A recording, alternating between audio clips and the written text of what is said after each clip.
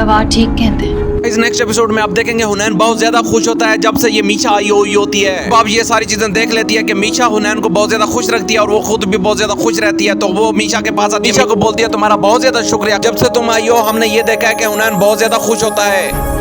मुझे वाकई तुम्हारी जरूरत है। बाप बोलती है जब तुम पहले दिन आई थी मैं तो ये सोच रही थी कि तुम्हें एक हफ्ते के बाद छुट्टी करवा दूंगी, लेकिन जब से तुम आई हो मैं बहुत ज्यादा इजी फील करती हूँ और हुनैन भी बहुत ज्यादा खुश है। अब तुम हमारे पास ही रहोगी जब तक हुनैन बड़ा नहीं हो जाता। तुम बहुत अच्छी हो।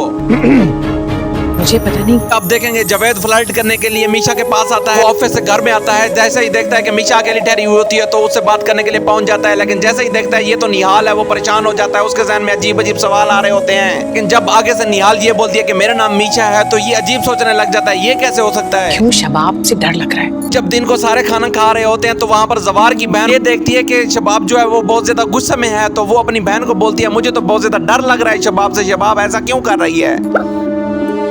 मुझे लगता है जब देखती हैं खाना खाते हुए तो आगे से मीशा हंस रही होती है। उनको ये लगता है कि सारा काम इस मीशा ने किया है। यकीनन उसे कुछ न कुछ पता है। दोनों बहनें एक पीर के पास भी जाती हैं कि हमें कोई ऐसा तावीज़ दें वो लड़की इस घर को छोड़ जाए, लेकिन होता कुछ भी नहीं है। निहाल इनके ऊपर परेशानियां डाल रही होती है।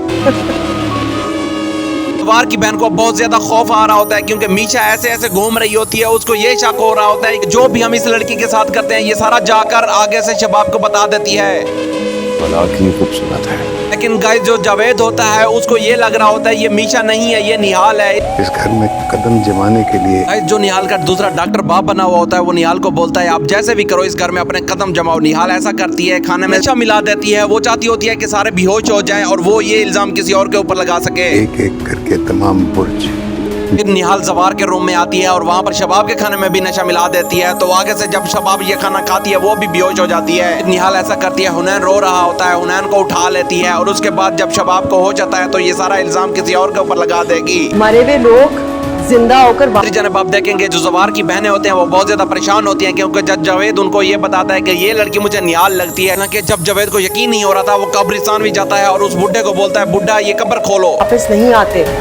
कि जावेद उस कब्रिस्तान में उस बुड्ढे के साथ जा रहा होता है, लेकिन जावेद को बहुत ज्यादा डर होता है। उसे ये डर लग रहा होता है निहाल की शक्ल की कोई डैन बनकर हमारे घर में तो नहीं घूम रही, इसलिए वो कंफर्म करने जाता है। लेकिन उसे बुड्ढा वो ये कहता है कि यहाँ पर दोनों दफन है, कहीं डायन बन के तो नहीं आ गई। जावेद बहुत ज्यादा परेशान होता है, उसकी कब्र भी देखता है लेकिन उसको ये यकीन नहीं आ रहा। उस बंदे को बोलता है मुझे ये लगता है तूने ये कब्र खोदी होगी या उस लड़की को कहीं बाहर निकाल दिया होगा।